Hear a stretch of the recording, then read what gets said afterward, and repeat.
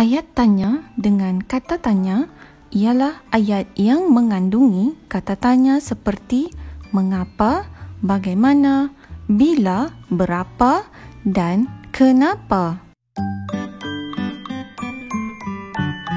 Murid-murid, semasa berada di tahun 2 ini, beberapa kata tanya yang perlu dikuasai ialah mengapa, bagaimana, berapa dan kenapa. Seterusnya, mari dengar penerangan cikgu tentang penggunaan yang tepat untuk setiap kata tanya itu.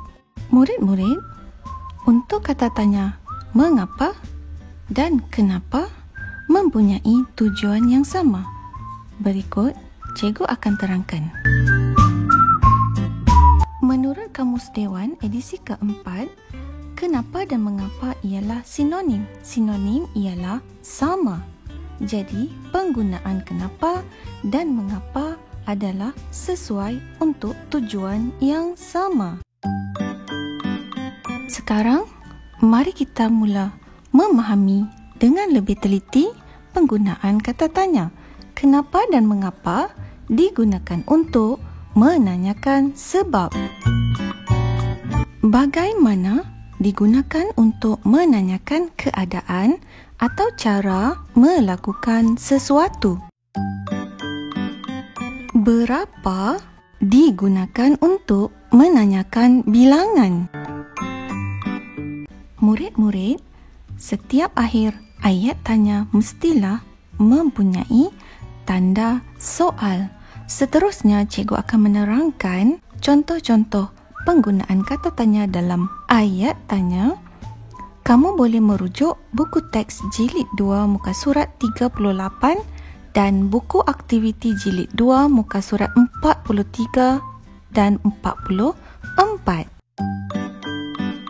Contoh kata tanya di awal ayat, mengapa? 1. Mengapakah pintu peti sejuk tidak boleh kerap dibuka?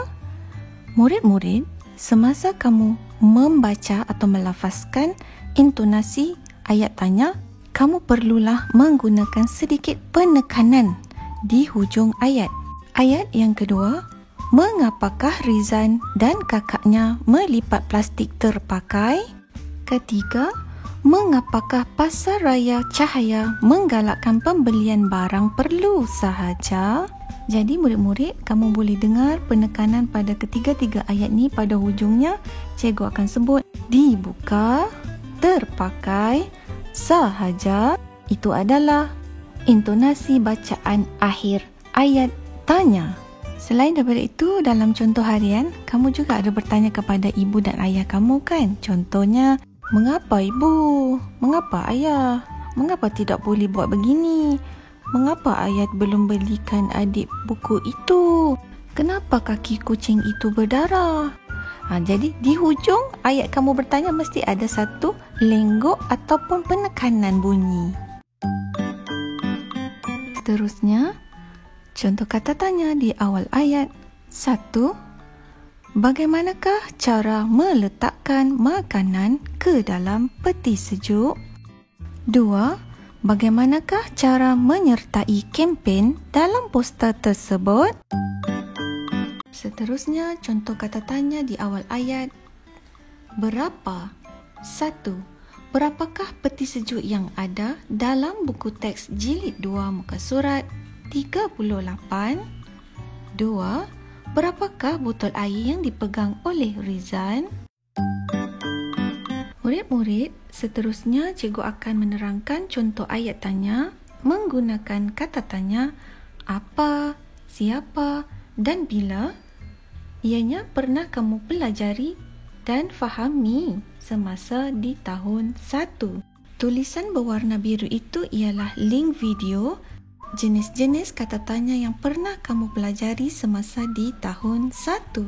Murid-murid, mari kita sambung pelajaran dengan melihat contoh kata tanya di awal dan akhir ayat dengan merujuk buku dan muka surat yang sama seperti tadi ya.